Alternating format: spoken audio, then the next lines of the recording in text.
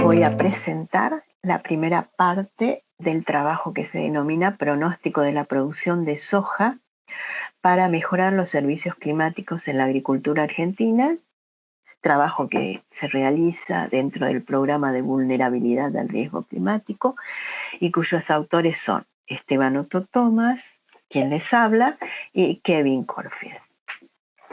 Todos somos investigadores del Centro de Investigación en Métodos Cuantitativos Aplicados a la Economía y la Gestión, que pertenece al Instituto de Administración, Contabilidad y Métodos Cuantitativos para la Gestión, ambos dirigidos por la doctora María Teresa Casparri. A su vez, este trabajo se realiza en el marco de los siguientes trabajos de investigación: el proyecto UBASIT, Gestión Responsable y Sustentable de Riesgos Agropecuarios en Argentina, cuya directora es María Teresa Casparri y codirectora María Alejandra Metelli. Proyectos de desarrollo estratégico, aplicación de pronósticos climáticos al manejo de riesgo agropecuario, cuya directora es Marisol Osman y codirector Esteban Otto Thomas. Este proyecto tiene una oficina adoptante, que es la Oficina de Riesgo Agropecuario. Y por último, el proyecto PIC, Sistema de Evaluación de Pérdidas Económicas por Eventos Climáticos Extremos en Cultivos Extensivos de Argentina, cuyo director es Esteban Otto Thomas. Bueno, ¿cómo desarrollamos nuestra investigación? En principio, nosotros calculamos modelos de evaluación económica de eventos de variabilidad climática a nivel microdepartamental, combinados con proyecciones climáticas y proyecciones de precio, cuyos objetivos es producir información. ¿Para qué? Para desarrollar instrumentos fiscales y financieros para la estabilización de ingresos, para la atención de catástrofes y para financiar estrategias de adaptación al cambio climático.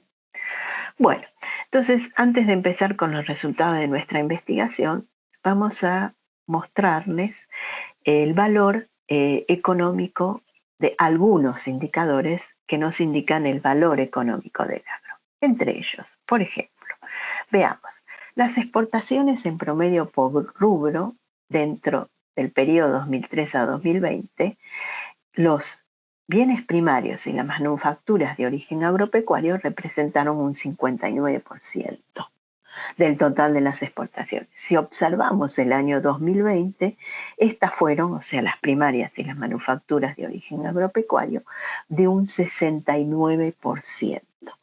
En el caso, veamos otros datos, por ejemplo, el complejo sojero con respecto al total de las exportaciones en el año 2020 fue del 25% del total de las exportaciones.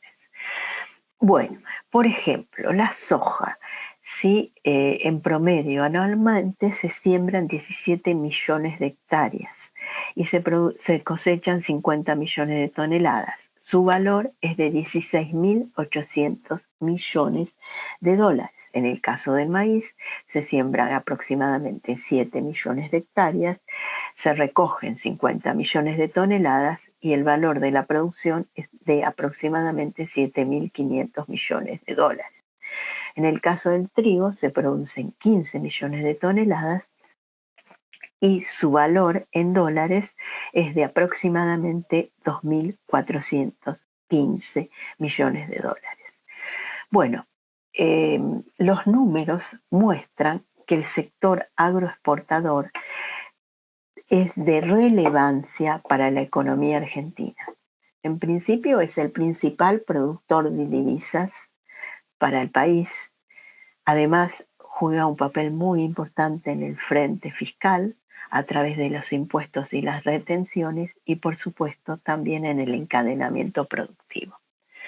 Pero esta importancia también le trae vulnerabilidad a la economía argentina. ¿Por qué? Porque está sometido a dos factores exógenos, como son el clima y los precios. Justamente, ¿por qué el clima? Porque la mayor cantidad de cultivos se realiza sin riego artificial. Y en los últimos años, los eventos de variabilidad climática han aumentado su frecuencia y su intensidad. Por otro lado, los precios también en los últimos años han aumentado su volatilidad, ¿sí? Y esto afecta en general a la economía argentina, pues el sector agropecuario es a precio aceptante, ¿sí? Entonces, dada esta realidad, tener información sobre cómo se va a desarrollar la campaña es de mucha importancia, ¿sí? Por eso, el sistema de evaluación, el sistema de evaluación de pérdidas por sequías e inundaciones tiene 4 instancias de evaluación del impacto. Una de ellas es la proyección con incertidumbre climática, el pronóstico por riesgo climático, el monitoreo con certidumbre climática y por último la evaluación final del impacto. Bueno, a partir de este momento los valores de los que voy a hablar corresponden a las campañas de soja. Bien, entonces, proyección con incertidumbre climática. ¿Qué significa esto? Con el modelo que nosotros hemos desarrollado, podemos estimar la próxima campaña. Es decir, les cuento, por ejemplo, en junio del año 2020, cuando tenemos los datos definitivos de la campaña anterior, nosotros proyectamos la próxima campaña, es decir, la del 2021. En ese momento, nosotros proyectamos que la campaña iba a tener un valor de 20.757 millones de dólares de no generarse eventos extremos, es decir, con un clima promedio, sin eventos favorables ni desfavorables. Muy bien. Siguiente proyección, proyección con riesgo climático. Esta proyección la realizamos a partir de las probabilidades que pronostica el Centro del Mar y la Atmósfera de la Facultad de Ciencias Exactas y Naturales.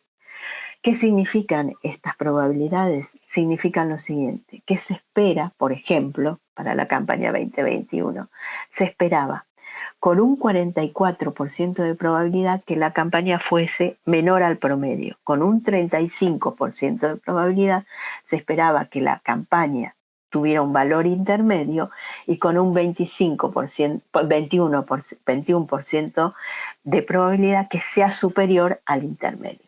Eso en valores fue estimado por el modelo el modelo dio los siguientes resultados. O sea, esperábamos con un 44% de probabilidad acumulada que la producción sea hasta 19.346 millones de dólares. Esto significaba 48,4 millones de toneladas. Con un 35% de probabilidad que sea mayor a 19.346 millones de dólares y menor a 22.397 millones de dólares. Y con un 21% de probabilidad esperábamos que sea superior a 22.397 millones de dólares. La evaluación la realizamos a un precio por tonelada de 396 dólares. Muy bien. Siguiente paso. Monitoreo con certidumbre climática. ¿Qué significa esto? Nosotros hemos desarrollado un modelo con las precipitaciones como variable independiente, un modelo que tiene un ajuste del 70%, que nos permite pronosticar la campaña una vez conocidas las precipitaciones del periodo crítico. Es decir, esta estimación nosotros la hacemos en marzo, supónganse para campaña 2021, marzo del 2021. ¿Con quiénes? Con las precipitaciones de diciembre, enero y febrero. ¿Por qué en marzo? Porque recién el último día de febrero conocemos las precipitaciones que se dieron hasta el final de febrero. Entonces, esa estimación nos dio 23.317 millones de dólares, ¿sí? Hubo un corrimiento positivo de la estimación que habíamos pronosticado con las probabilidades de precipitaciones. Observen, aquí tenemos los intervalos, o sea, el extremo inferior del intervalo pronosticado con las precipitaciones, o sea, con certidumbre climática, con las precipitaciones que habían sucedido, fue de 45,7 millones de toneladas y el superior 49,4 millones de toneladas. Mientras que la estimación que habíamos realizado con el pronóstico de precipitaciones tenía un extremo inferior de 43,9 millones de toneladas y el extremo superior era 48,4 millones de toneladas. Es decir, hubo un corrimiento positivo. Las precipitaciones fueron abundantes.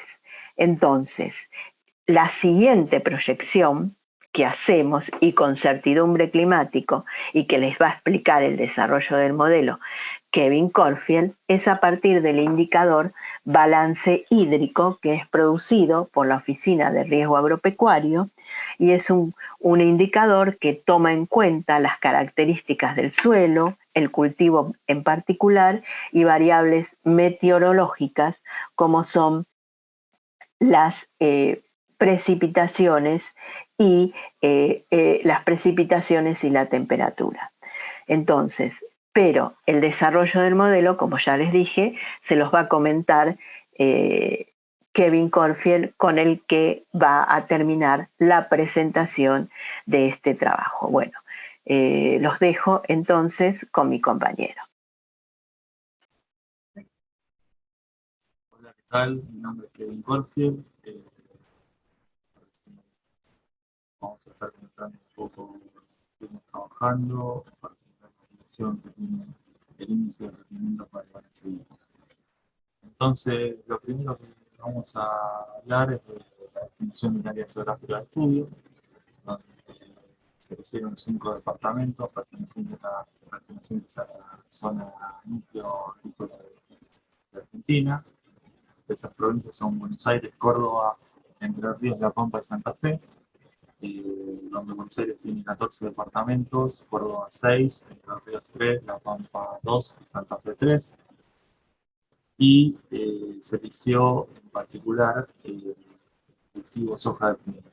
¿Por qué se eligieron la zona núcleo? Bueno, porque estos 28 departamentos representan históricamente el 97% de la producción de soja de primera. Además, la soja de primera es el 83% de la producción total de soja y representa el 78% de la superficie sembrada en las últimas 20 campañas. Como vemos en el mapa, están caracterizadas los departamentos elegidos, sombreados en azul. Una cosa importante a destacar es que el balance hídrico se eligió porque tiene en cuenta las características del suelo, así como la información relacionada a precipitaciones y temperatura. Y lo bueno de este indicador es que toda esa información está resumida para cada cultivo. Bueno, este indicador de balance hídrico es proporcionado por la Oficina de Riesgo Agropecuario del Ministerio de Agricultura de la Nación. Y como comentábamos recién, un poco las bondades de este índice, de este indicador es que tiene en cuenta la infiltración, la correntía superficial, el estado actual de las condiciones del suelo, el cultivo del sembrado y el ciclo de vida del mismo cultivo. Así que nos parece que es el más apropiado para por lo menos estudiar la relación que tiene con el índice de rendimiento y después con la producción.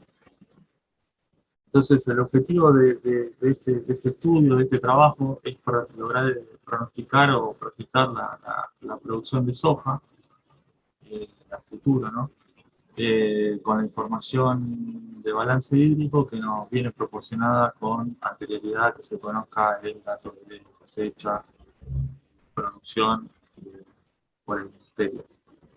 Entonces, el estudio consta en 3 etapas. La primera es la determinación del periodo crítico óptimo entre el índice de rendimiento del balance hídrico, seleccionando el nivel máximo de correlación mediante ventanas móviles con diferentes longitudes.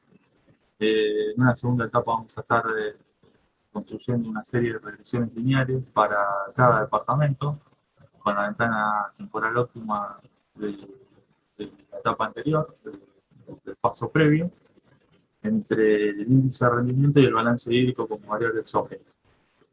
Y en tercer lugar, lo que vamos a estar haciendo es testear esas regresiones a través de una técnica que se llama Leave One Out Cross Validation para obtener el error cuadrático medio y ver o testear la solidez de la predicción.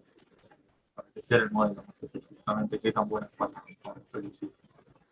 Entonces, como dijimos, el primer paso era la determinación empírica de la correlación óptima. Entonces se construyeron diferentes ventanas temporales que se hicieron móviles desde el 1 de diciembre hasta el 30 de abril. Estas ventanas se construyeron a partir de medias móviles de 30, 40, 50 y 60 días y se hizo una correlación con el balance hídrico, con el índice de rendimiento de esa campaña. Una vez hecho esto, se determinaron las ventanas que daban el mayor nivel de correlación y los resultados son los siguientes. Las correlaciones máximas por departamento que tenemos acá. Entonces, a modo de conclusión, digamos, de esta etapa del análisis, tenemos que 4 departamentos tienen correlación mayor al 80%, 12 entre 70 y 80% y 9 entre 50 y 70%. Es decir, que 25 departamentos tienen correlación de al menos un 50%. En la tabla vemos el resultado para los 28 departamentos. Se ven que la fecha o el periodo crítico donde la correlación más alta va cambiando. Y eso, como dije recién, está relacionado con la movilidad que se le da a las ventanas para poder obtener el índice de correlación mayor. En una segunda etapa lo que se hizo, se estimó una serie de regresiones para cada departamento, o sea, ¿no? Y se fue testeando con la correlación óptima del paso anterior, cómo iban dando esas regresiones. O sea, se analizó el R cuadrado, la significatividad de los parámetros, etc. Los resultados de estas regresiones son estos que vemos acá. Una cosa importante aclarar es que hay 3 departamentos que no cumplían con los requerimientos o con las pruebas econométricas que practicamos, que son Las Flores, Maracó y Tandil. Entonces las excluimos del análisis para luego realizar el test de pronóstico. Entonces, como conclusión de esta etapa del análisis, tenemos que el 60% de los departamentos tienen un coeficiente de determinación, es decir, un R cuadrado mayor al 50%. En 20 de los 27 departamentos, el poder explicativo de la regresión es de al menos un 50% y con 10 de ellos encima del 60%. Es decir, que las regresiones dieron bastante bien y que como conclusión podemos decir que la variabilidad en el índice de rendimiento se explica al menos en un 50% por cambios en el balance hídrico. Esto es muy importante porque nos está diciendo que los rindes de los distintos departamentos están muy conectados con las condiciones climáticas, ¿no? de donde se desarrolla. Entonces, como tercer paso, como estuvimos comentando recién, lo que se realizó fue testear el modelo, el poder predictivo de los modelos a través de una técnica que se llama metodología de One-Out Cross Validation, que consta en sacar aleatoriamente una observación y luego esa observación faltante pronosticarla con el modelo y evaluar el error del pronóstico. A partir de este indicador, es como nosotros testeamos la bondad del modelo para pronosticar y nos dice que a medida que se tiende a cero, este estadístico, el error de predicción es muy bajo, o podemos decir que el modelo es sólido para pronosticar, porque se explica mayormente la variabilidad de la estimación por la variabilidad de la propia variable dependiente, que es el índice de rendimiento.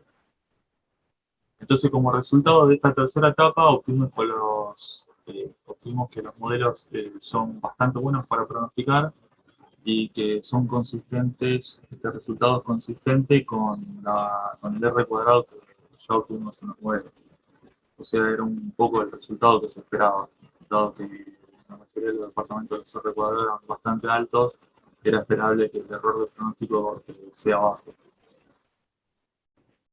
Entonces, avanzando un poco, acá tenemos un cuadro donde nos muestra cómo es el procedimiento del estudio. Tenemos el ciclo de la soja, de la producción de soja, eh, cómo encaramos la movilización y las diferentes aplicaciones que tiene. Eh, nosotros primero tratamos de pronosticar durante la siembra y el periodo crítico del cultivo, y luego lo que tratamos de hacer eh, un poco antes de que sea la cosecha es tratar de evaluar impactos en el caso de que haya un evento climático extremo, en este caso una sequía. Y la aplicación de esta metodología, son muchas las aplicaciones que puede tener, pero nosotros en particular encontramos cuatro, que es el diseño de instrumentos de cobertura, eh, poder medir el riesgo financiero, poder también cuantificar el impacto en las finanzas públicas, y con todo este pronóstico también lo que se puede hacer es diseñar medidas de asistencia para el sector.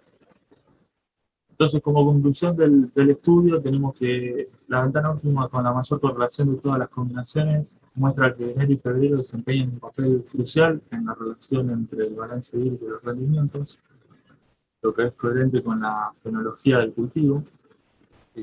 Según la conclusión que tenemos, que es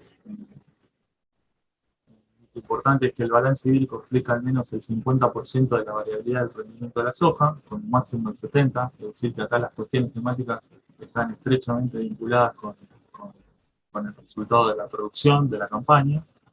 Y del análisis de pronóstico podemos deducir que los modelos son lo suficientemente robustos como para como para proporcionar una proyección de un periodo hacia adelante, y que el error de predicción se explica en mayor medida por la propia variabilidad del índice de rendimiento.